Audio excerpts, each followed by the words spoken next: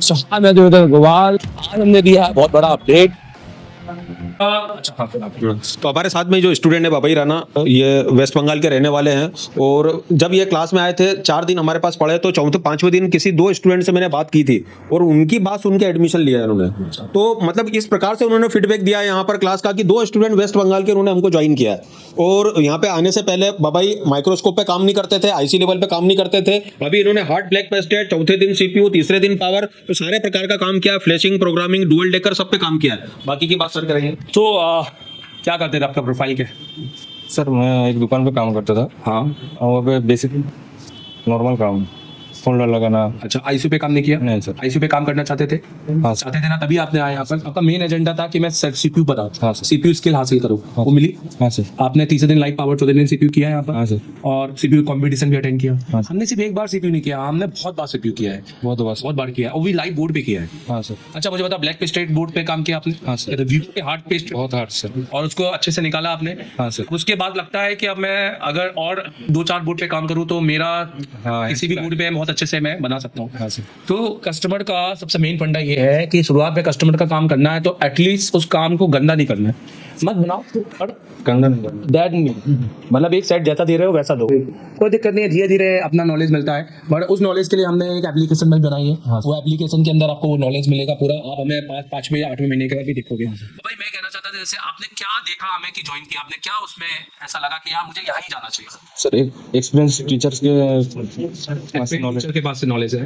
आपने बाकी मार्केट भी देखा होगा, बाद में बाकी मार्केट भी देखा होगा। वो तो हमसे आधी फीस में दे रहे हैं। आपने ये क्यों नहीं सोचा मेरे पैसे बच जाएंगे, आधे से मैं टूल खरीद लूंगा, यहाँ से पढ़ लेता हूँ? नहीं सर, उधर नॉलेज नहीं मिलता अच्छे से। नॉलेज पैसे का टूल का करते क्या?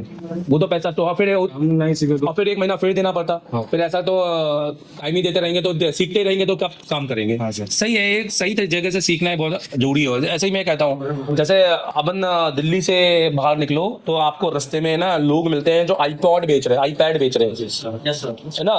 कुछ आएंगे जो आपको आईफोन दे देंगे कि 10,000 का ये आईफोन ले लो, 10,000 का आईफोन 16 प्रो है। कलकत्ता में है, दिल्ली में है, बहुत है, सूरत में, मतलब गुजरात में है बहुत सारे, और यहाँ मध्य प्रदेश में भी है, हमने बोला जयपुर में भी है, चलो तो सब जगह है। तो ये जो 10,000 का आईफोन हमें लगता है अरे वाह 10,000 का आईफोन मिल रहा है, और कितने में मिल रहा है? कौन सा आईफोन? 16 प्रो, और जो 1,70,000 का है हमें कितने में मिल रहा है? 10,000। समझना, the value of iPhone is actually 1,70,000 and you will get this phone in only 10,000। So what is total difference? 1,60,000 का मिला, तो हम पट्ट से ले लेते हैं, वहाँ पर जाके खोलते हैं तो अंदर जाके देखा तो उसके अंदर प्ले स्टोर मिलता है, आईफोन के अंदर प्ले स्टोर। फिर हमारी आत्मा या तो पता चला, जब खोला तो पता चला आईडी लगी है उसके अंदर, आईडी पे आईफोन, मतलब वो सिर्फ डिस्प्ले बेचा हमने 10,000 का, राइट? या पता चला वो कई बार हमने ऐसा। अच्छा मैं आपको बताना चाहूंगा ना, क्योंकि हमारे और दूसरे में अंतर इसी तरीके से बताया जा सकता है। सर अपन ने रेलवे स्टेशन में, आप लोगों ने एक्सपीरियंस लिया क्या कभी? आपको पावर बैंक बेचा होगा लोगों ने, वीवो का। वीवो के पावर, पहली बात तो वीवो पावर बैंक बनाती ही नहीं है सर। उसके अंदर मिट्टी मिलती है, मिट्टी मिलती है, साबुन मिलता है, एक पता नहीं क्या उसके अंदर मिलता है, पत्थर मिलता है, और एक सेल लगा होता है 2 एम्पियर का, एक छोटा सा 8 वोल्ट का सर। हाँ, जो 50 रुपए का आ जाता है, और वो हम 800-600 रुपए का, 200-300 कितने का चार्जर पावर बैंक खरीद लेते हैं। तो ये क्यों? ये लालच, is all behind thing is लालच, कि हमें एक अच्छी चीज कम पैसे में मिले और हम सोचते हैं कि वो वाकई में मिल रही है। हाँ सर। अगर वो कम पैसे में वो दे रहा है तो वो अच्छी चीज के इतने पैसे क्यों ले रहा है?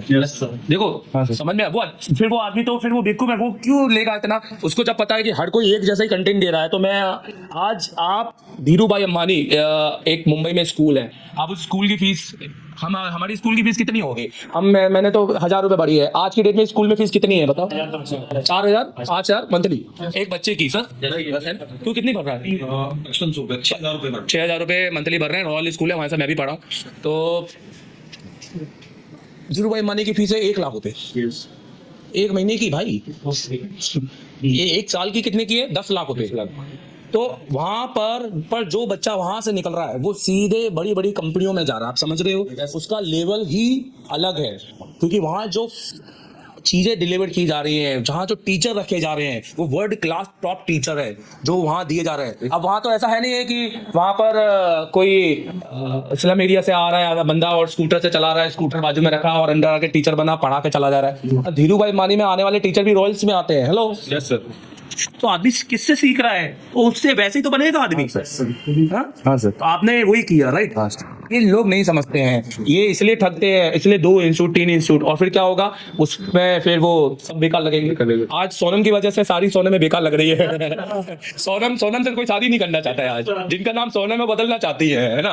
तो ये एक मेंटलिटी सेट है सर। अरे मैं बता रहा हूँ, आप सर्वे निकालो, आफ्टर द सोनम केस अभी शादियां कम हो रही हैं। लड़के शादी कर रहे नहीं है, वो कह रहे अरेंज तो बिल्कुल ही नहीं करेंगे, तुम कौन सी क्या ले आओ। और आजकल माँ बाप भाई कितना पूछ रहे हैं, वो पूछते हैं साहब हमसे पैसा ले लो दहेज, लड़की से 100 बार पूछ लो कि उसका कोई है तो नहीं तो हमारा लड़के को फिर बोले कि मेघालय चलो। घर में नीला ड्रम आ जाएगा। पर टेंशन मत लो, तुम लोग वो राजा वाले नहीं हो। तुम तो सोनम टाइप के लोग हो। तो मेघालय लेके जाते हो, मेघालय जाओगे नहीं।